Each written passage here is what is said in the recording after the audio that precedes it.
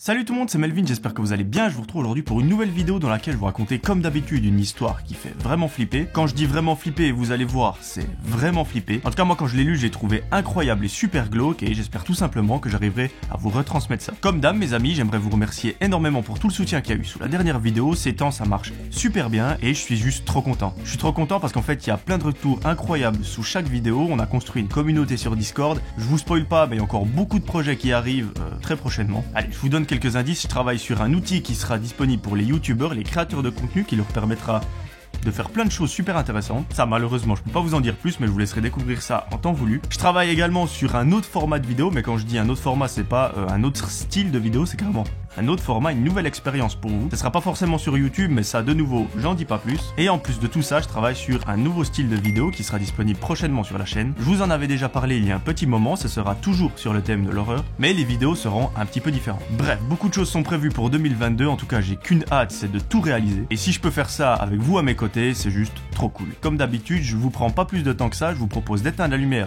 de là où vous trouvez, et on est parti pour l'histoire.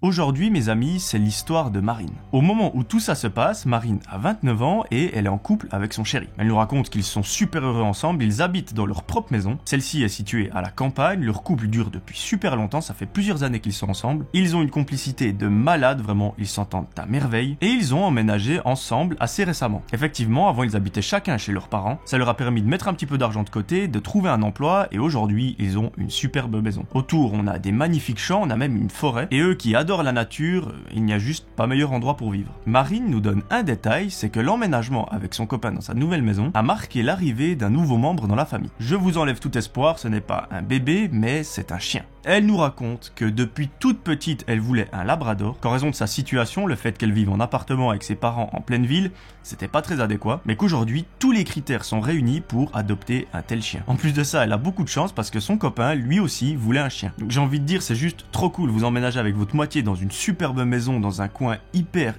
calme, et en plus de ça, une adorable boule de poil vient vous rejoindre. C'est juste le rêve. Elle nous explique que son labrador, elle l'a adopté lorsqu'il était tout petit, qu'elle a pu le voir grandir au fur et à mesure des semaines et des mois, et que depuis tout petit, elle l'a habitué à aller faire des promenades en forêt. Le chien, lui, il est aux anges, il n'y a pas meilleur endroit pour courir, vraiment il peut s'amuser comme il veut. En plus de ça, vous le savez, une forêt c'est un nid à odeur avec tous les animaux qui y vivent, et pour un chien, c'est juste le paradis. Au moment où se passe l'histoire, on est alors en octobre, en automne, et qui dit automne dit journée un petit peu plus courte, nuit qui arrive plus rapidement, le temps est un peu bancal, c'est pas très ensoleillé, on a même souvent de la pluie, un mauvais temps, et voilà, on connaît cette saison. Mais étonnamment, Marine et son copain nous racontent que pour eux, c'est leur saison favorite. Ils adorent par-dessus tout aller se promener avec leur chien en forêt lorsqu'il pleut. C'est pas les premières personnes que j'entends dire ça. Personnellement, je n'ai pas de chien, donc je pourrais pas vous dire. Mais c'est vrai que quand j'y pense, avoir son chien, aller se promener sous la pluie, ensuite rentrer, prendre soin de lui, etc., ça doit être juste trop cool. Donc j'arrive assez bien à imaginer. Un fameux jour, Marine se réveille, elle s'habille et va au travail. Elle y reste pendant toute la journée. À 18h, elle prend la voiture, rentre chez elle. Elle retrouve son copain qui lui est à la maison. Elle se repose quelques minutes et lui propose d'aller faire une promenade avec le chien. En plus de ça, bingo,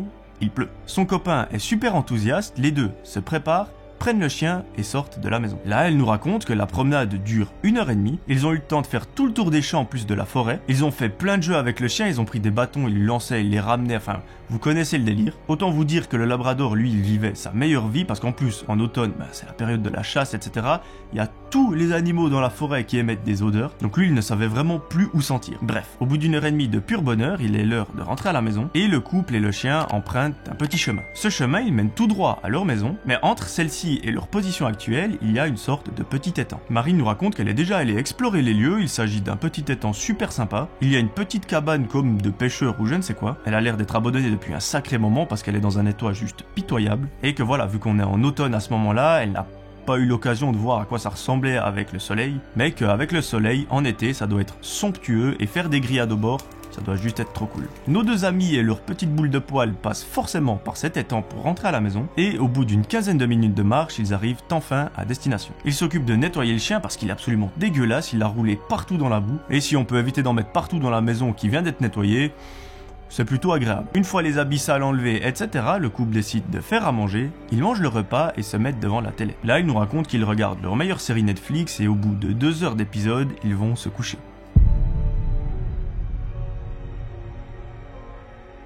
Le lendemain matin, Marine se réveille, c'est une nouvelle journée qui commence, et là elle est trop contente, il pleut. La majorité d'entre nous aurait pris un coup au moral, mais Marine, elle est ravie. Comme je vous l'ai dit, elle adore quand il pleut, et la pluie signifie une potentielle promenade avec le chien en fin de journée. Bingo, elle part au travail, elle fait toute la journée sur place, et le soir, en rentrant, c'est comme la veille, elle fait une promenade avec son chéri et son chien. Sauf que vous allez voir, pendant cette promenade, tout ne va pas se passer comme prévu. Déjà, contrairement à la veille, aujourd'hui, il fait un temps pitoyable. Mais quand je dis pitoyable, c'est il y a des éclairs, de l'orage, de la pluie, du vent. Tout est réuni pour un bon scénario de film d'horreur. Pour la promenade d'aujourd'hui, ils ont envie de faire le même chemin que la veille. Ils se mettent donc en route et arrivent dans cette fameuse forêt. Après une bonne heure à avoir joué avec le chien, ils rentrent à la maison et passent forcément par ce fameux étang. Arrivé au bord de celui-ci, Marine nous raconte que le chien a commencé à se comporter de façon bizarre. Lui qui au bord de cet étang avait l'habitude d'être très serein et très calme, là il a l'air tout paniqué, il sent à gauche à droite, mais il s'attarde sur un endroit assez particulier. Effectivement, aujourd'hui,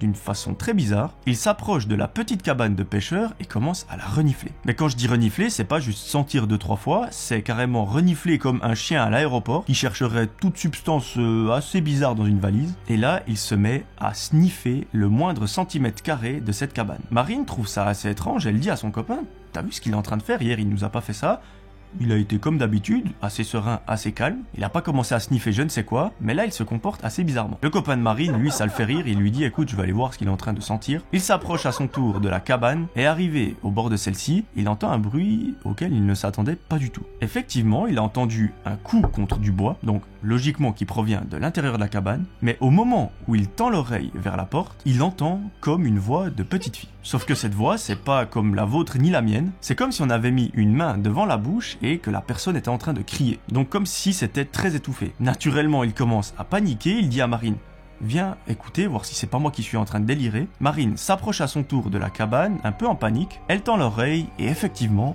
elle entend cette fameuse voix. Pendant ce temps, le chien, quant à lui, est toujours en train de sniffer et cette fois-ci, il est carrément en train de gratter. Marine dit à son copain « Il y a une petite fille dans cette cabane ». Son copain, à ce moment-là, a un excellent réflexe et il prend son courage à deux mains. Il saisit la poignée de la porte et l'ouvre d'une extrême violence. Marine nous raconte que la scène à laquelle ils assistent à ce moment-là, les choquera pendant toute leur vie.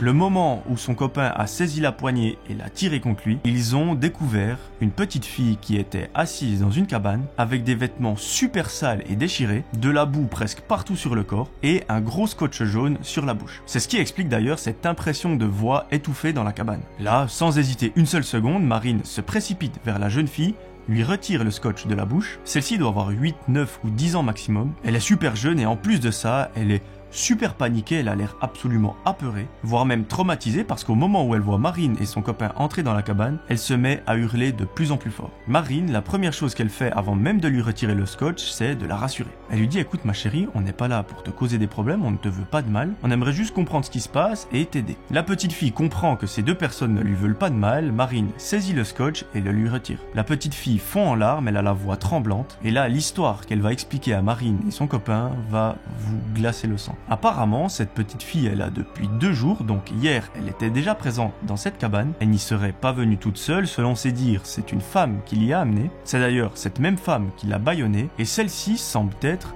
assez âgée. D'après la description de cette petite fille, il s'agirait d'une grand-maman qui est très sale, qui a beaucoup de taches sur le visage, qui a une expression faciale à glacer le sang et qui a des habits juste dégueulasses. Il s'agit d'une sorte de robe, vraiment on dirait plus un drap qu'une robe. Elle est pleine de trous, elle est toute tachée de terre, de boue, etc. Donc vraiment le personnage est assez flippant. Marine et son copain posent une question à la petite fille, ils lui demandent mais pourquoi est-ce que cette personne t'a amené dans cette cabane? Pourquoi elle t'a mis du scotch sur la bouche? Pourquoi t'as des habits dans cet état? Enfin, qu'est-ce qui s'est passé? Là, un événement assez spécial va se produire, mais qui n'est pas si surprenant que ça en prenant un peu de recul, c'est que la petite fille s'arrête complètement de parler. Elle ne dit plus un mot. il n'y a plus un son qui sort de sa bouche. Le couple essaye un petit peu de forcer pour comprendre ce qui s'est passé, mais voyant qu'elle ne communique plus du tout, ils décident de prendre leur téléphone, d'appeler la police et les secours pour les prévenir et qu'ils se rendent le plus vite possible sur place. Une fois arrivé sur place, un policier commence à interroger le couple, pendant que la petite fille, elle, est prise en charge par l'ambulance. Au bout d'une trentaine de minutes à se faire questionner par un policier dans cette petite cabane, Marine et son copain peuvent enfin rentrer à la maison. Elle nous raconte qu'une fois arrivés chez eux, ils sont dans un état assez étrange parce que l'histoire qu'ils viennent de vivre est complètement loufoque. Elle nous raconte même que ça l'a tellement traumatisée, tellement choquée et tellement chamboulée que pendant plusieurs nuits, elle n'a pas trouvé le sommeil. Ce n'est que quelques semaines plus tard que Marine reçoit un téléphone et à l'autre bout du fil, c'est le policier qui les a interviewés ce soir-là qui vient lui donner des nouvelles. On ne sait pas du tout ce qu'il s'est passé dans cette cabane, on n'a jamais retrouvé la femme dont parle la petite fille, on ne comprend pas pourquoi ses habits étaient tachés, pourquoi est-ce qu'elle avait du scotch sur la bouche, ni pourquoi elle était là et ni comment elle s'est retrouvée là, parce que la petite fille, c'est comme si elle avait tout oublié. Elle refuse catégoriquement de parler de cette histoire. Que ce soit à ses professeurs, à la police, à sa maman, à son papa, même à ses frères et sœurs, personne n'a le droit de savoir. Donc, le policier lui dit, la petite va bien, elle est en bonne santé, elle n'a pas de maladie ou je ne sais quoi, mais on ne sait pas ce qu'il s'est passé. Soit elle a tout inventé, soit elle s'est bel et bien fait enlever par une dame qui l'a amenée dans cette cabane, qui a fait encore plein de choses mais on ne sait pas quoi. Mais d'après les parents de la petite fille, ils étaient morts d'inquiétude parce qu'effectivement celle-ci avait bel et bien disparu. Donc on ne sait malheureusement pas ce qui s'est passé. C'est seulement 6 mois plus tard, lors d'un repas de famille, que la petite va donner un détail qui va tout bouleverser. Au moment où je vous en parle, j'ai des frissons parce que vraiment vous allez voir, c'est une petite phrase qui remet tout en question. Lors d'un anniversaire, la petite fille est en train de parler avec sa tante. Lorsqu'elle dit cette phrase, je me souviens lorsque cette vieille dame m'a pris en photo dans la cabane. C'est comme ça que se finit l'histoire, on n'a malheureusement pas la suite ni la fin, mais rien que de vous avoir dit cette phrase, ça m'a glacé le sang. Là, c'est à notre imagination de faire le travail. Est-ce que cette fille a tout inventé ou au contraire est-ce qu'elle dit la vérité et qu'elle a bel et bien été enlevée? Qui est cette potentielle femme qui a commis cet acte? Pourquoi? Quelles sont les motivations? On n'en a aucune idée. C'est ça que j'ai trouvé super intéressant avec cette histoire, c'est que la fin, on en a juste absolument aucune idée. Donc, laissez place à votre imagination. D'ailleurs, dites-moi dans les commentaires ce que vous en pensez et comment vous imaginez la fin. Je serais trop curieux de savoir comment ça s'est réellement fini, mais on ne le saura probablement jamais. Donc, s'il vous plaît, faites-moi plaisir, mettez-moi ce que vous en pensez dans les commentaires. Personnellement, je pense que cette fille dit la vérité.